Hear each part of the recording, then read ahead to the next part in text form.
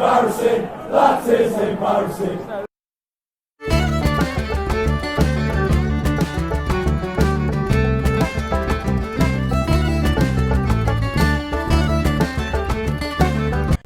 The phrase ACAB used to make me uncomfortable, but here's a story time about when I got over myself and got over that shit. Flashback to the summer of 2020, where protests have broken out across New York City and a curfew has been instituted by Mayor Bill de Blasio. Fuck that dude, by the way.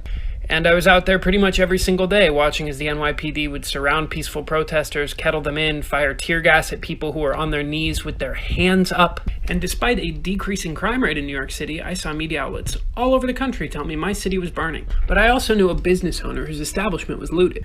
He got the whole thing on video. License plate of the car, faces of the people involved, and he passed it on to the police. And you know what the police did? Fucking nothing. Because they didn't care about the looters. They cared about the power and the respect. And they'd much prefer to wield that power against protesters who they felt were disrespecting them. And that business owner also made a $5,000 profit on his insurance claim.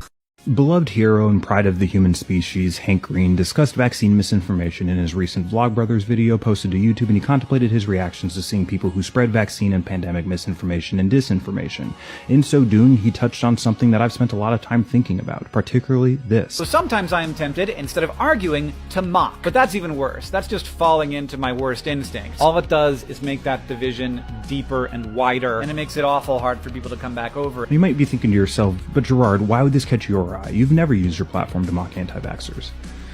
I'll admit it, when I first saw this I felt a little called out. Not personally, obviously, Hank doesn't know who I am, but my ilk at least, and he's not the first one. Plenty of people in one way or another have commented on my videos making this exact, if not similar, charge. And look, there are two caveats to my work that are important and could be used as excuses against this charge. One, I don't make content to change minds, I make my content to express myself. And two, the mocking of anti-vaxxers in my content, insofar as it happens, is, in my opinion, very light. But the fact remains that enough people think I'm mocking and shaming people, and enough people assume that I'm trying to change minds, for me to seriously consider why I'm not swayed by the concern Hank is expressing here. I've considered it carefully, and this is my conclusion. It seems to me that this sort of attitude towards engaging with anti-vaxxers and pandemic deniers in this way is basically the same as charges of punching down, and I reject that characterization. I've decided to treat these folks like adults who have the same capacities and access to information that I do, and most importantly, I've decided to treat these folks as if they're acting exactly like they're acting. To treat people like they simply don't know any better is to treat them like children. I'm not going to do that. I grew up around them. I'm familiar with the mentality. I know what they're capable of. Much of the time, they're counting on your borderline patronizing impulse to hold back on your criticisms.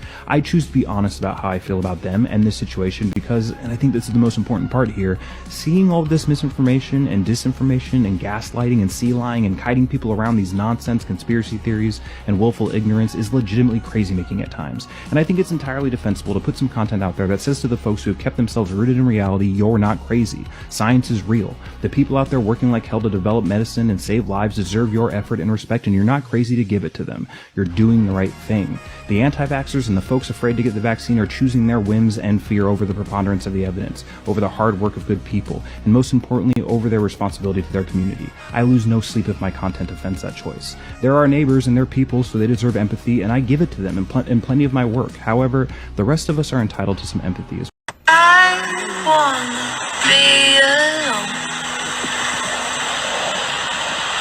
alone with you. First of all, it's giving way too complex. Second of all, do you really support Indigenous History Month in Canada, or do you just not support LGBT people, especially during Pride Month?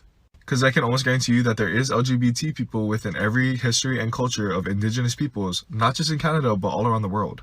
For example, here in Hawaii, most Mahu people in ancient Hawaii were held to a higher esteem and had higher social ranking. We were priests, caretakers, guardians, teachers, dancers, singers, warriors, because back in ancient Hawaii, no one cared what you were as long as you got your job done. And it was like that for most Indigenous people around the world until the white people came and said that it goes against their God.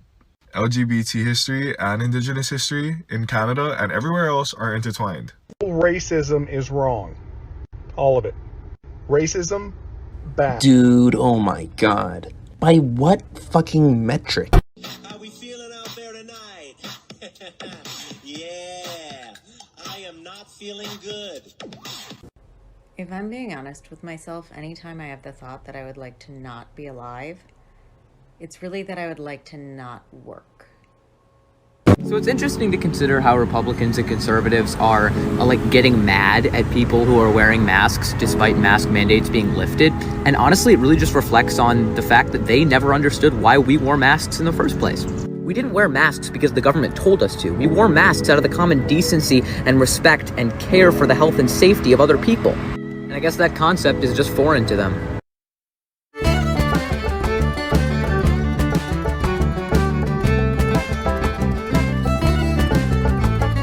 Enlightened centrism is just right-wing with a superiority complex. What? Believing that both sides are too extreme and that a middle ground compromise solution is the best way forward is only possible if you genuinely believe both sides have equal merit. As in the people that say both sides are the same? Exactly, but in order to believe both sides are the same, you have to at least on some level buy into right-wing tinfoil hat science and logic.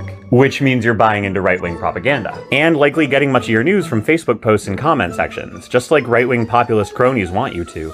It means giving a debate between your aunt and your cousin the same weight as debates between opposing political candidates. Right, like one time you heard your college student cousin say there was no biological difference between men and women, and now you believe that a genuine position of the radical left is science denial. When science denial is the entire position of the not even radical right. I see. And on issues of human rights, there really is no middle ground. Either people have the right to life, to vote, to a fair trial, or they don't.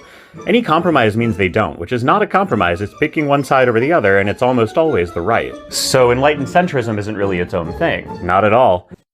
Ow! What the hell are you doing, Cartman? I'm killing you, but unfortunately I could only afford a wiffle bat, so it's gonna take a while. Cartman! Don't fight it, cow, it will only take longer. Just slip into sweet unconsciousness.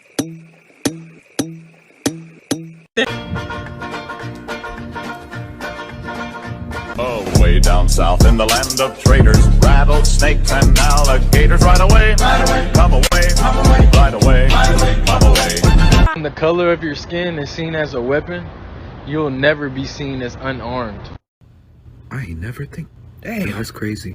He's so right. What the fuck? No, the thing is that I would be totally okay with working 40 hours a week just for 10 years of freedom if the 10 years of freedom literally didn't come at the end of my fucking life. No, that's stupid. Like, I don't take care of myself, first of all. There's no guarantee I'm gonna make it to retirement age. Actually, there's a guarantee that I'm not gonna make it to retirement age. Because if I start pushing there, I'm killing myself. No, that's not gonna be me living with all my fucking bones hurting. I wanna clock out by 50. But then on top of that, what the fuck am I supposed to do with those 10 years if I do make it there? All my bones hurt. I get lost easily. I don't know what the fuck's going on around me. What the fuck am I supposed to do with those 10 years of freedom? Sit on the couch? Absolutely not. No, you give me those 10 years now, in my 20s, when my body can still handle drugs and alcohol, I'm still cute as fuck. If I fall down, it's not the end of the world. It's not like a fucking atomic bomb. No, give that shit to me now, and I'll become a fucking cog in the system. This stupid ass system where I'm making more money selling whole pics online than at my full-time job. What is the biggest waste of money? Okay, I got one for this.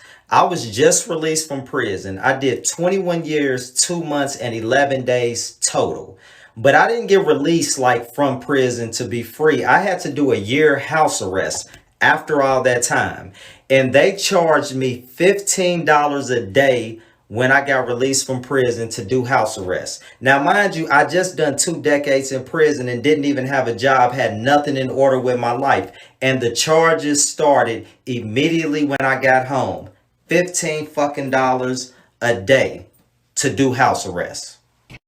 Hi there, and welcome to episode 2 in my series on logical fallacies that you should look out for when somebody is making an argument. Today we'll be looking at the false dichotomy fallacy. Also known as the black and white fallacy, the false dichotomy fallacy is when you present there as being 2 or a limited number of options for something when there are actually more than that. So for example, Rob isn't spending a lot of money right now, therefore he must be saving it. This is a false dichotomy because it presents there as being 2 options, either Rob is spending a lot of money or he's saving a lot of money, when in fact there's a third option, which is that Rob isn't earning a lot of money in the first place. The false dichotomy fallacy gets used a lot in real world debates, so to get a discussion going I've made a thread in the comments where you can reply with an example of a common argument that uses this fallacy. Make sure to check it out. In the meantime, like this video for more, and I'll see you next time. A black man who died after running away from cops got tased, dragged, and kicked. Let's talk about language and reporting, because what Marcus used was a very select set of words. He said, Ronald Green, the black man in this situation, died. Ronald Green was kicked, was tased. This is a passive voice. A passive voice has the intention of focusing on the subject that the verbs were acted upon, namely Ronald Green. However, when talking about how Ronald Green interacted in the situation, he used an active voice. Ronald Green was running away from the cops. The effect of this language in reporting, whether conscious or unconscious, gives us the notion that we should be focusing on the victim, the tragedy of a black man dying, rather than the crime of the perpetration by a police officer. Let me reword this. The police killed, tased, kicked, and brutalized a black man who was trying to escape. Guys, how the fuck are we getting away with gatekeeping cozy games from being real games while still including MMORPGs? Because I just played my first real MMORPG recently and, what's the difference? Correct me if I'm wrong, but despite the marketing, it does seem like in MMORPGs, just like in cozy games, you do spend most of your time collecting herbs, romancing villagers, designing your outfit, and doing capitalism. I mean, that's unfair. There are differences between the two. And that is that cozy games have much deeper mechanics for those things. While MMORPGs pretend as if you are not going to spend your entire time doing rote tasks like an 18th century monk, cozy games drop that pretense. They know you will. So you're still collecting herbs, it's just the farming mechanics are better, and you're still romancing villagers, it's just their dialogue trees are deeper.